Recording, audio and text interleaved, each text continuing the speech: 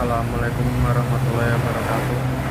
Kami dari kelompok 3 akan mempresentasikan hasil diskusi kelompok kami, yaitu tentang studi kasus dampak keputusan akuisisi terhadap keuangan perusahaan pengakuisisi PT Astra Auto Parts.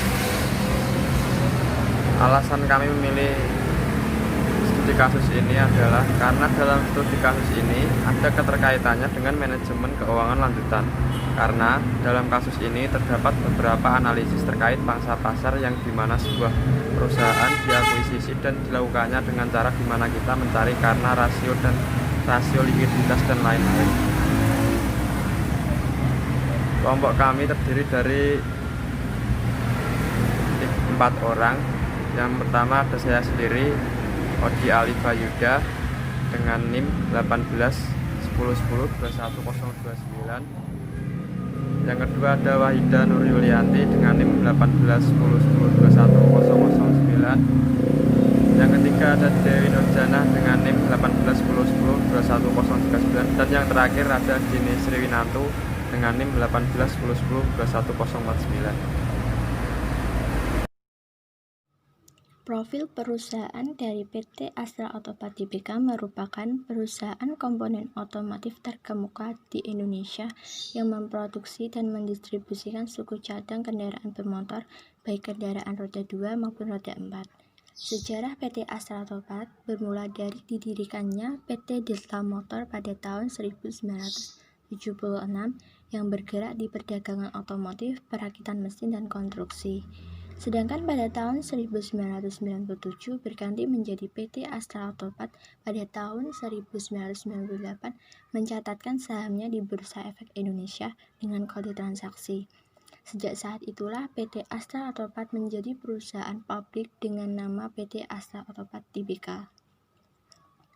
Saat ini perusahaan telah bertransformasi menjadi perusahaan industri komponen otomotif terbesar di Indonesia yang didukung oleh 7 unit bisnis dan 49 anak perusahaan dengan lebih dari 37.000 orang karyawan.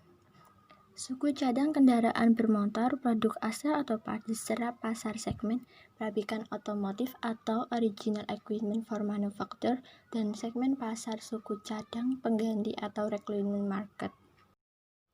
Selanjutnya, latar belakang permasalahan. Yang pertama, dampak dari keputusan akuisisi terhadap kinerja keuangan dengan cara membandingkan kinerja keuangan perusahaan sebelum dan sesudah dilakukannya akuisisi pada PT Astra Auto Parts Tbk. Yang kedua, pengaruh merger saat digunakan untuk mengukur seberapa besar pengaruh terhadap analisis rasio pada PT Astra Auto Parts Tbk. Yang ketiga, cara perusahaan PT Astra Auto Parts Tbk saat mengukur rasio likuiditas yang difokuskan pada current ratio. Yang keempat, indikasi peningkatan current ratio yang disebabkan dari peningkatan liabilitas yang dimana menunjukkan semakin beresiko pada PT Astra Auto Parts Tbk. Permasalahan yang pertama, dampak keputusan akuisisi terhadap kinerja keuangan PT Astra Auto Parts Tbk sebelum dan sesudah diakuisisi. Dari sisi keuangan perusahaan, akuisisi itu sendiri adalah salah satu bentuk keputusan investasi jangka panjang yang harus diinvestigasi dan dianalisis dari aspek kelayakan bisnisnya. Sementara itu, dari perspektif manajemen strategi, akuisisi merupakan salah satu alternatif strategi pertumbuhan melalui jalur eksternal untuk mencapai tujuan suatu perusahaan, termasuk pada perusahaan PT Astra Auto Parts Tbk. Dengan kata lain, akuisisi bukan berdampak positif pada peningkatan kemakmuran pemilik perusahaan atau peningkatan nilai perusahaan, tetapi justru membawa perusahaan ke tepi kehancuran. Selanjutnya, dalam hal ini, merger dan akuisisi tidak menimbulkan sinergi bagi perusahaan yang kemungkinan disebabkan oleh lemahnya strategi yang dilakukan.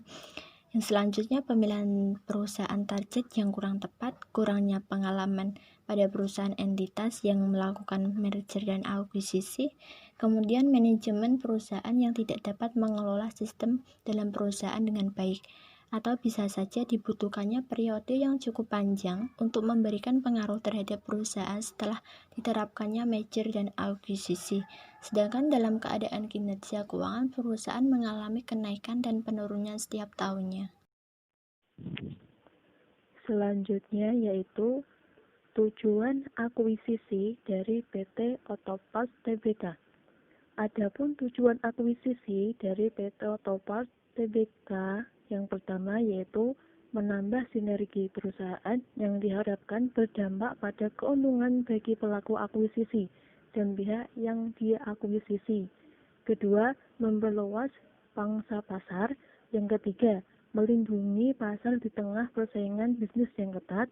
Keempat, mengakuisisi produk tertentu yang akan menambah popularitas dan keuntungan perusahaan. Kelima, memperkuat bisnis utama. Selain tujuan, ada juga manfaat akuisisi untuk PT Autoparts Tbk. Yang pertama, tingkat pertumbuhan perusahaan yang lebih cepat. Kedua, perusahaan pelaku akuisisi dapat mengurangi persaingan bisnis. Ketiga, pelaku akuisisi bisa memasuki cakupan bisnis baru melalui perusahaan yang diakuisisi. Keempat, adanya peningkatan manajerial skill.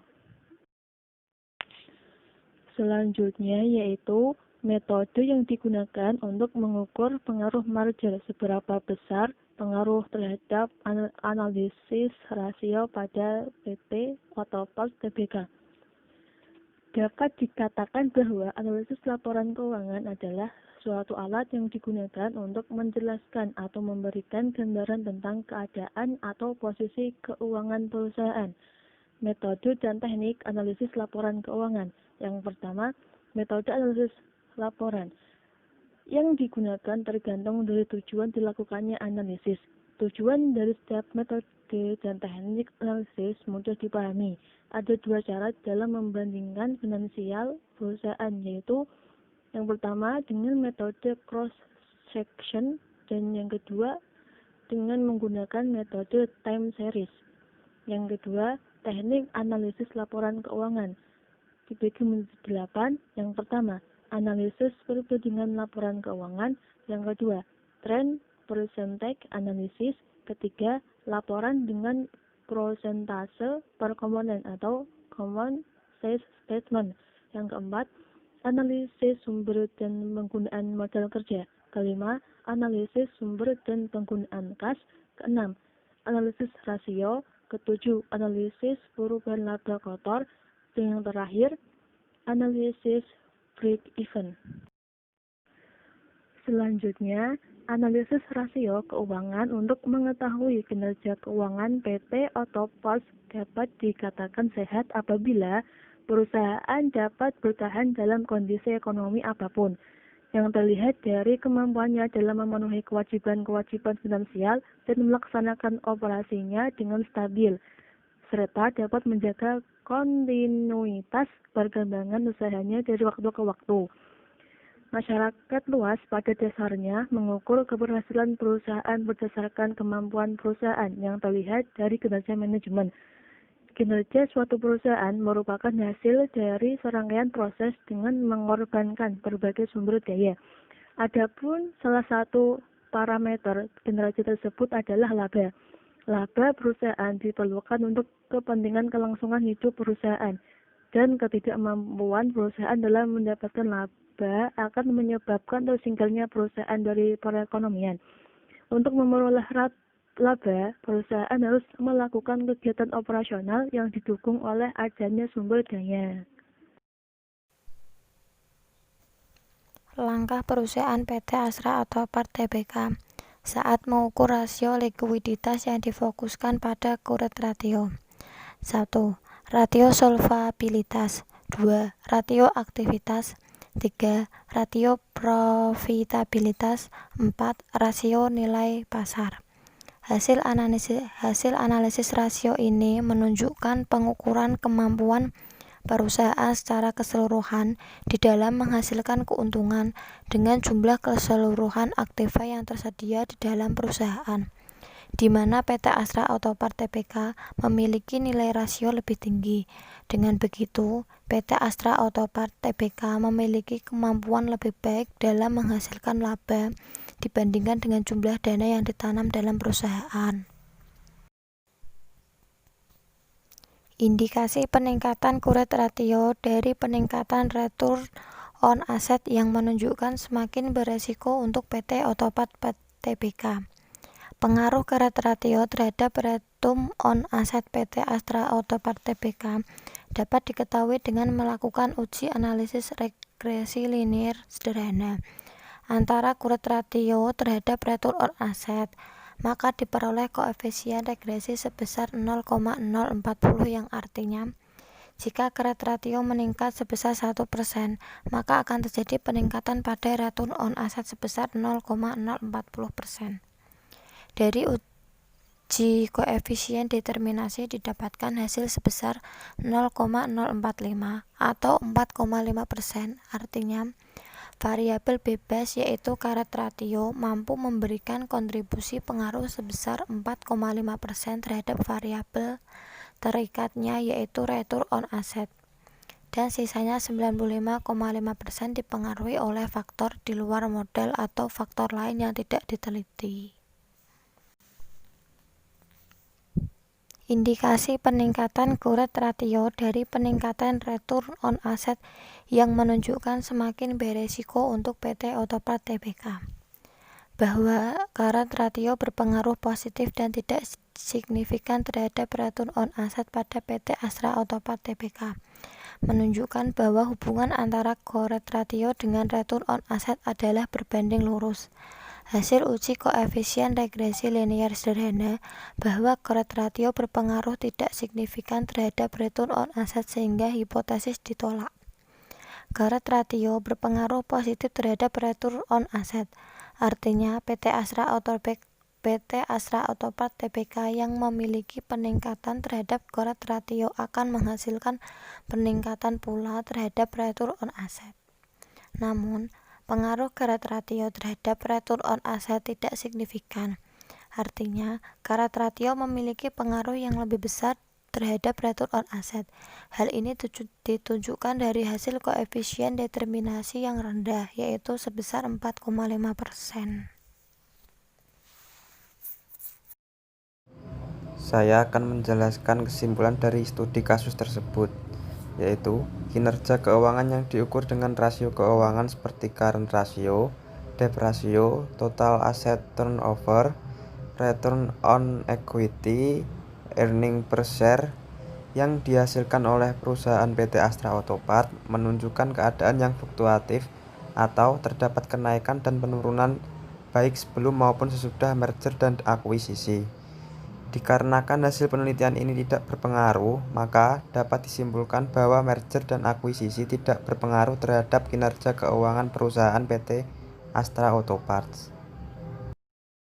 Saran dari kelompok kami yaitu yang pertama, periode dalam penelitian ini cukup singkat, karena peneliti hanya meneliti untuk 3 tahun sebelum dengan 4 tahun setelah melakukan akuisisi PT Astra Autopart, sehingga masih belum menunjukkan perbedaan kinerja keuangan perusahaan yang melakukan akuisisi.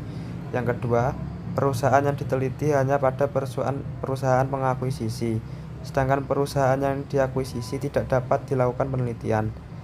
Menurut pendapat kami, dari studi kasus ini adalah berdasarkan pada keterbatasan di antaranya bagi manajemen perusahaan, sebaiknya lebih berhati-hati dalam menentukan perusahaan target, serta mempertimbangkan secara matang dalam mengambil keputusan untuk melakukan penggabungan usaha.